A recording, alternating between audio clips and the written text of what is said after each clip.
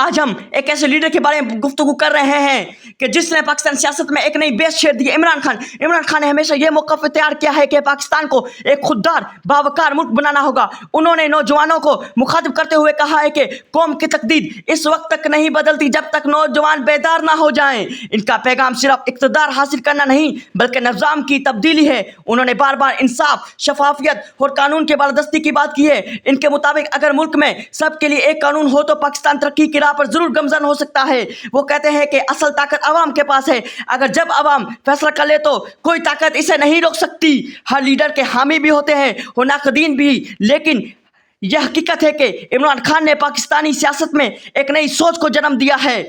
انہوں نے نوجوان نسل کو سیاست میں دلچسپی لینے پر آمادہ کیا ہے اور انہیں بتایا ہے کہ ووٹ کی طاقت کیا ہوتی ہے۔ آج پاکستان کو اتحاد، برداشت اور دانش مندی کی ضرورت ہے۔